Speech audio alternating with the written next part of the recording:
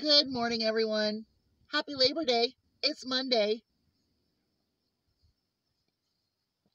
Thank goodness the weather has kind of gave us a break. Last week was absolutely horrible. I wasn't feeling well. I still have the remnants of that headache.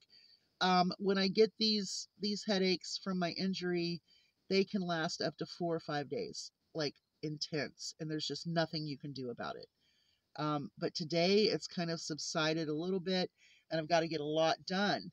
Some of the things that I have gotten done here, like I scraped the chicken barn, the 3 stalls. I moved the seven oldest chick hens to the cabana, and today I'm going to block it so that way they can finally get out and eat some of that stuff that's growing in there. They're really displaced. When I went to check on them this morning and to feed them, they were looking at me like, "What's next?"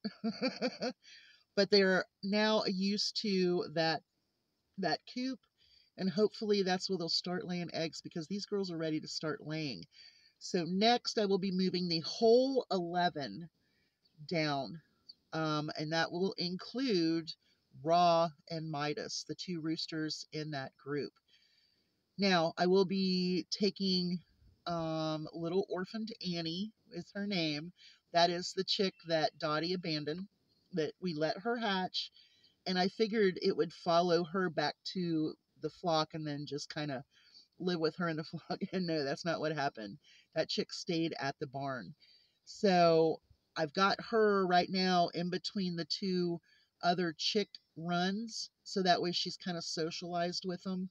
She's starting to kind of open up and learn what a chicken is. And she's just a very sweet bird, even though I didn't handle her at all. I mean, I didn't handle her, I didn't hatch her. Um, she's still very, very friendly, and that's a good thing. So we're getting everybody moved around, and then I will start getting rid of roosters. I really wish people would come and get what they said they wanted, and that's why I bred so many, but that's okay. We'll just sell eggs at the local market. I've got to figure out, I think it's on Tuesday evenings or Tuesday afternoons. I've got to figure it out, and we'll just start selling eggs. Today, I'm gathering all of the eggs up, and I'm going to incorporate some of them into the homemade dog food, but everybody's going to get a protein boost today with scrambled eggs. So today I'm going to be doing a lot of kitchen work as far as doing some food preps.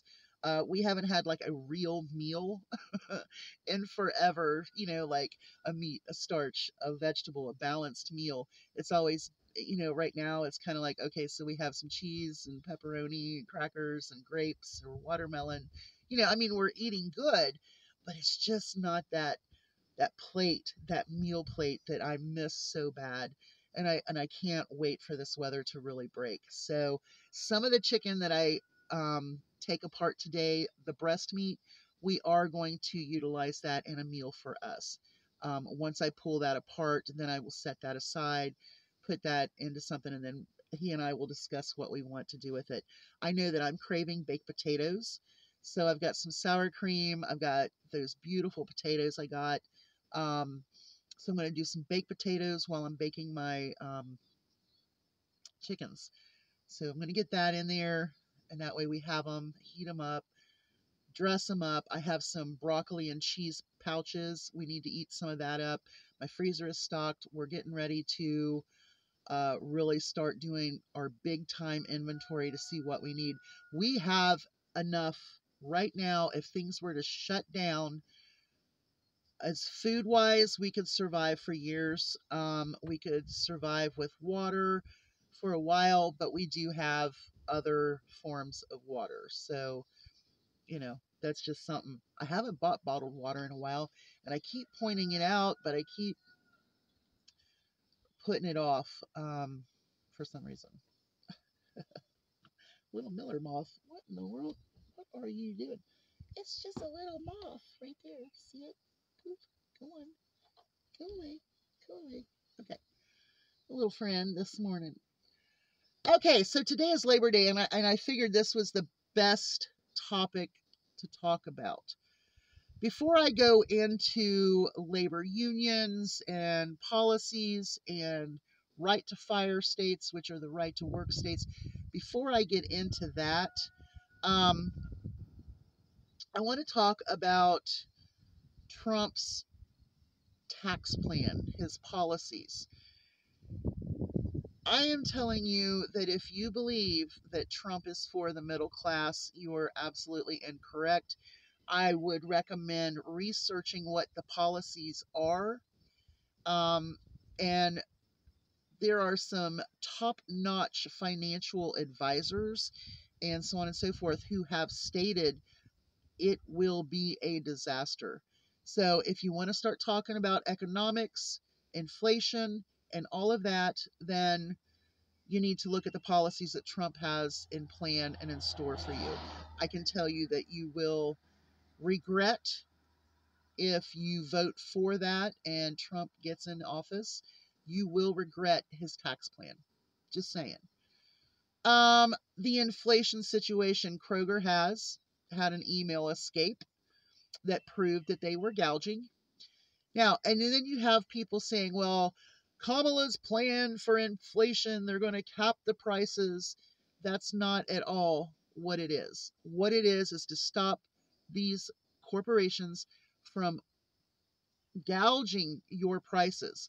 And the admission was that the percentage of the price being raised had nothing to do with the inflation itself. So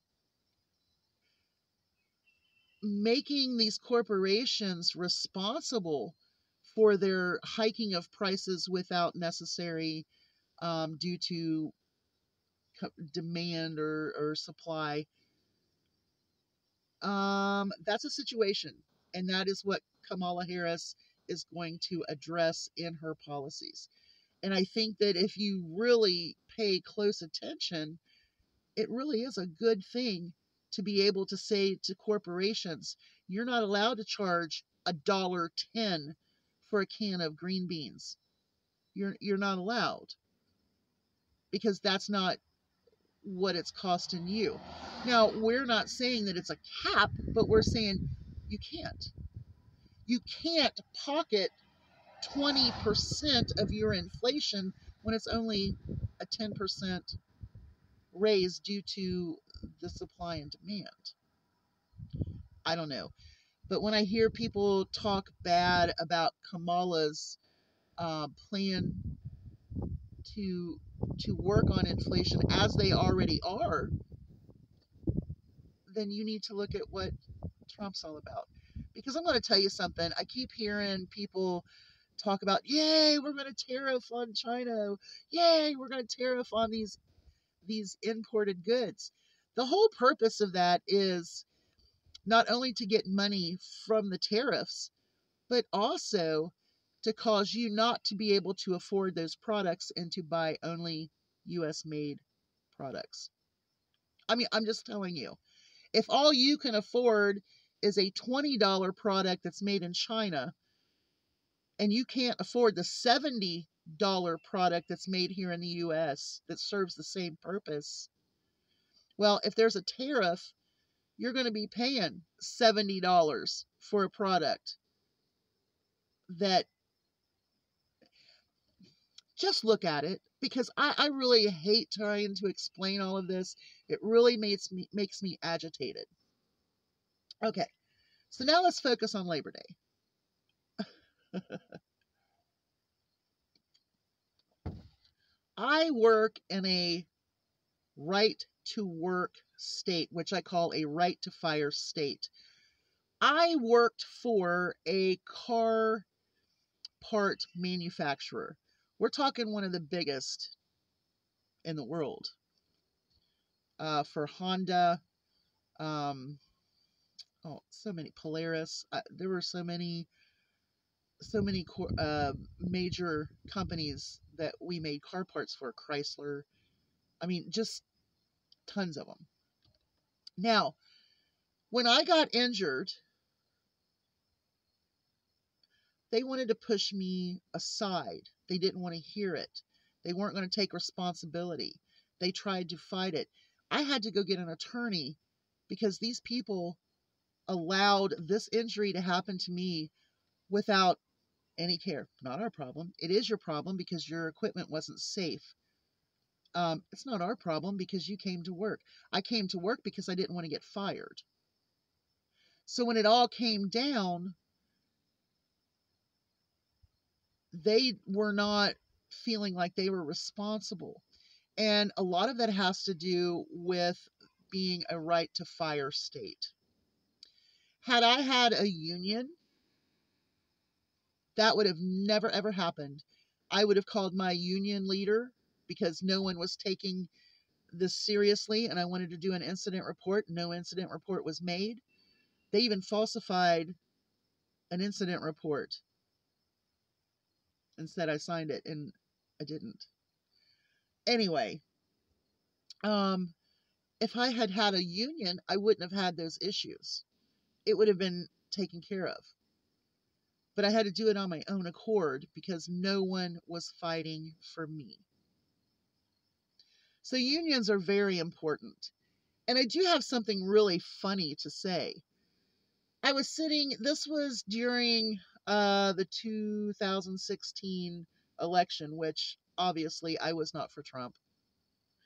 But I'm sitting in the break room and we're all eating before work. I mean, we all, this was when I was really trying to do some stuff healthy wise, and I would take my little container with me and eat before I would work. And then I was trying to get my metabolism to kind of change because I worked second shift. Okay, so I'm sitting there and I'm eating. There's a couple of people sitting with me that were like-minded, like I am, you know. And then everyone else was sitting there. And on the news came something about Obama. And one of the girls said, well, I can't believe that he bailed out all of the car companies. That was so wrong. Now, mind you, I'm not an ignorant person and I'm pretty aware of what's going on around me. Now, I had been department head, so I know how to deal with people on a level that's, I don't want to say talking down to people with bad ideas, but you learn how to make them understand that there's a better idea. You don't tell them that their idea is wrong. You tell them there is a better way to think. Just say it.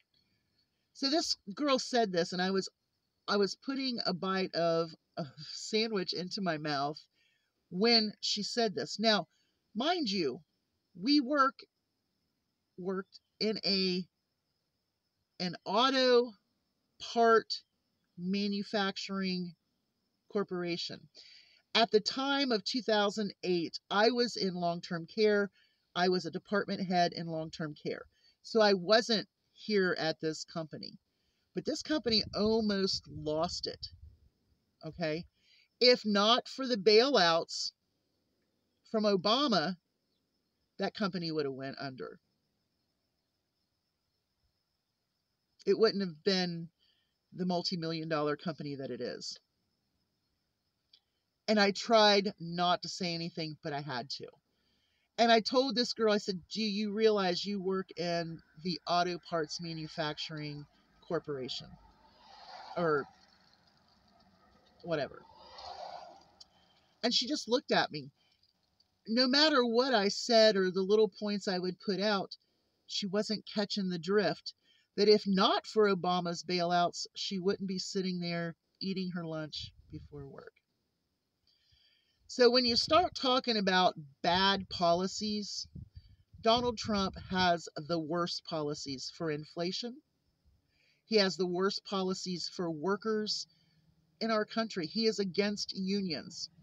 He actually went to a non-union shop, paid them, gave them signs to hold up, and did a press event at a non-union shop pretending that it was a union shop.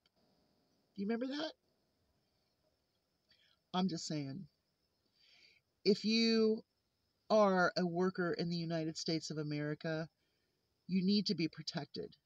You need to have rights. You need to be able to go to work and know that you have someone behind you so that you have a buffer from losing your job so that you can constantly pay your bills and feed your family. That's what we need in this country. And if you're against it, then you're against workers feeling safe and secure in their employment because that's how they make their living. That's how they survive. And when you take away that security, that makes it even more stressful in a very stressful world, country. Y'all have a great day. Hugs from a distance. I hope this made sense. And we'll show you some stuff that I'm going to do today. Like, I have got to get my butt in there, start my chickens, get that going, get the house hot now so that it'll be easier to cool down later. I should have started them earlier. I just couldn't. You have a great day. Hugs from a distance.